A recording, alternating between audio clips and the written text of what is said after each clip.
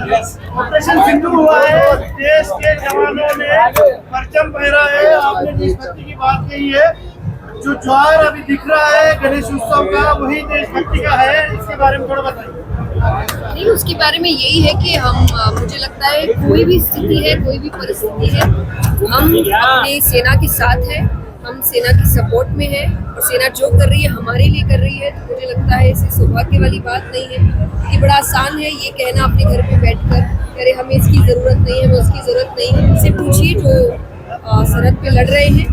तो मैं तो हमेशा उनके साथ खड़ी हूँ। अगर वो कोई फैसला लेते हैं तो सोच समझ के लेते हैं, हमसे ज़्यादा समझदार है।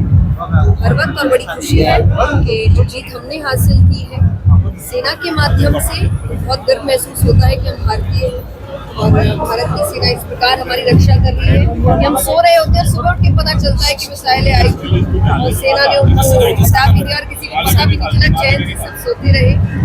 मोदी जी ने स्वदेशी का नारा दिया है, vocal for local, local for vocal, ऐसा बोला है। तो आप क्या कहेंगे, खास करके जो टैरिफ लगे अमेरिका से और पाकिस्तान के?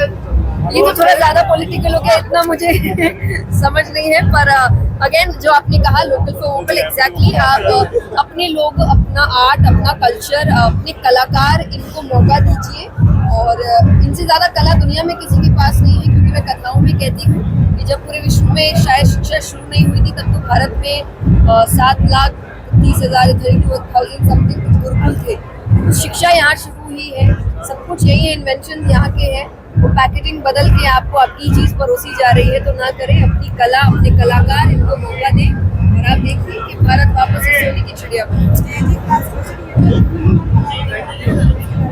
आपने माइक ऊपर कर दिया, मेरा चेहरा भी नहीं दिख रहा होगा।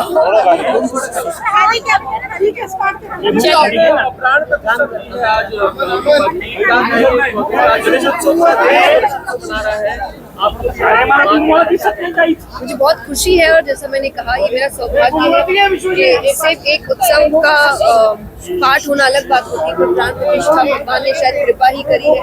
और मैं अभी बस कह रही थी कि हम भी अपने घर पर पप्पा बैठाते हैं और आज ही पूजा है और मैं हूँ नहीं घर पे, पर शायद वो मेरे मन में था जब मैं फोटो वीडियो घर पे देख रही हूँ। पर आज यहाँ प्राण प्रतिष्ठा करने के बाद मुझे ऐसा लग रहा है मैंने कुछ मिस नहीं किया, तो मेरे घर की पूजा शायद मैंने यहाँ हर साल आपके लिए क्या नया होता है गणपति महोत्सव में? मुझे लगता है नया से ज्यादा मुझे हर साल बप्पा घर आ रहे हैं ये बड़ा अच्छा लगता है। जैसे हम बचपन में साल में एक बार ही नानी घर जाते थे ना, तो मुझे ऐसा लगता है पप्पा भी साल में एक बार हमारे घर आते हैं और फिर उस घर को वो कैसे विघ्नों से हर लेते हैं, संकट से हर लेते हैं, मंगल में करते हैं।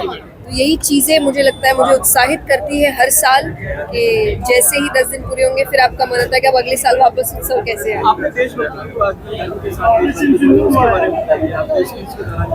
हाँ जी, मुझे जैसा मैंने कहा कि यहाँ आने के बाद आप जब इतिहास पढ़ते हैं और सब कुछ मुझे बताया गया, मुझे ऐसा लगता है मुझे भक्ति के साथ साथ देशभक्ति भी महसूस होती है यहाँ पर। और ऐसा लगता है कि युवाओं को ये सब जानने की बहुत ज़रूरत है। तो मैं कहूँगी सभी ज़रूर यहाँ पर आए, जो युवा न्यूज़ के थ्रू भी देख रहे हैं, आप एक बार ज़रूर आए, यहाँ का इतिहास सुने और आपको अपने आप लगेगा कि उस उत्सव को मनाने के लिए कितनी मेहनत हुई है। इस उत्सव को हम बड़ा फॉर ग्रांटेड ले लेते हैं कि अरे हर साल तो आता है, पर इस उत्सव के लिए कितनी लड़ाई हुई है, कितने लोगों ने मेहनत की है, ये आपको यहाँ जानने को मिलता है। तो ये मुझे यहाँ बड़ा महसूस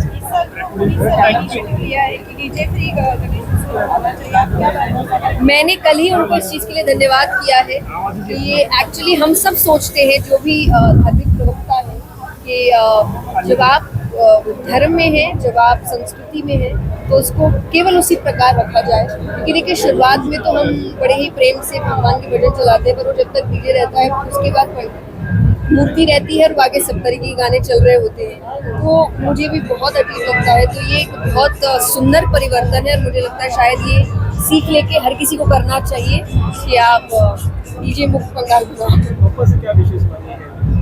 मैं हमेशा देखिए एक ही चीज़ मांगती हूँ कि मांगा है मैंने आपसे वरदान एक ही, तेरी कृपा बनी रहे जब तक है जिंदगी, बस इतना ही चाहिए मुझे।